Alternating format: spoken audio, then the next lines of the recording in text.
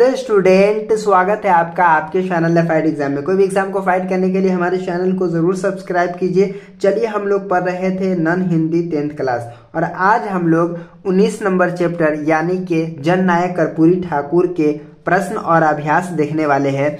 तो दोस्तों चलिए पाठ से मैं आपको बताता हूं और कौन कौन से क्वेश्चन है, इसके आंसर क्या होंगे वो भी मैं आपको बताऊंगा। देखिए यहाँ पे पहला सवाल है, कर्पूरी ठाकुर अपने परिजनों को प्रतीक्षा करने के लिए क्यों कहते हैं। यानी कि कर्पूरी ठाकुर जो है अपने परिजनों को प्रतीक्षा करने के लिए क्यों कहते हैं। दूसरा जो है, मैट्रिक के बाद उच्च शिक्षा के लिए उन्हें कहाँ और किस प्रकार जाना पड़ता था।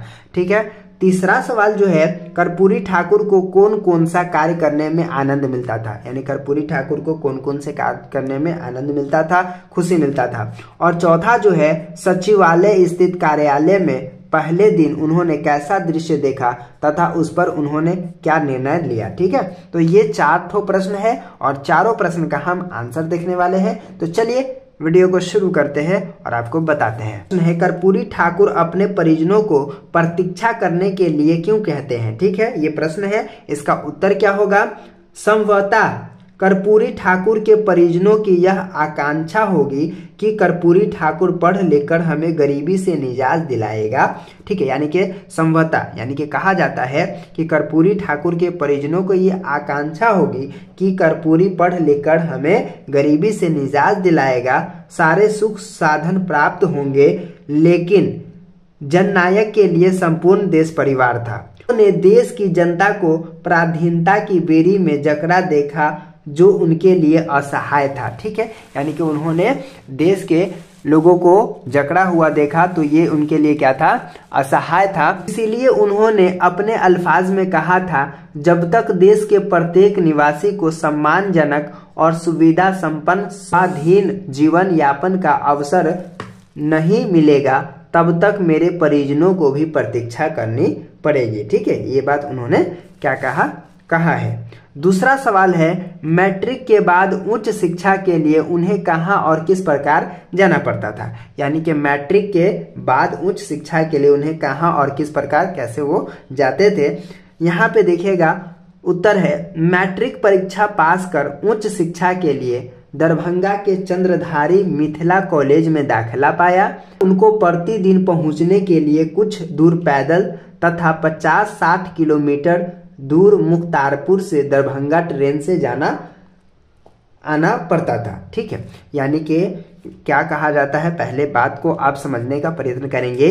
मैट्रिक परीक्षा पास कर उच्च शिक्षा के लिए वो दरभंगा के चंद्रधारी मिथिला कॉलेज में दाखिला पाया, जहां उनको प्रतिदिन पहुंचने के लिए, रोजाना जाने के लिए, ठीक है, कुछ दूर पैदल तथा 50-60 किलोमीटर दूर मुख्तारपुर से दरभंगा ट्रेन से जाना आना पड़ता था। ठीक है, तो इस तरह से उन्होंने क्या किया है, पढ़ाई पूरी किया है। अगला प्रश्न है, कर्पूरी ठाकुर को कौन कौन से कार्य करने में आनंद मिलता था।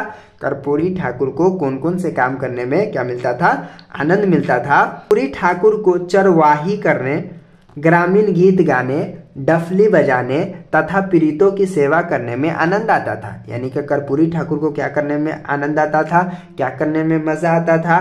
कर्पूरी ठाकुर को चरवाही करने, ग्रामीण गीत गाने, डफली बजाने तथा पीड़ितों की सेवा करने में आनंद आता था। ठीक है।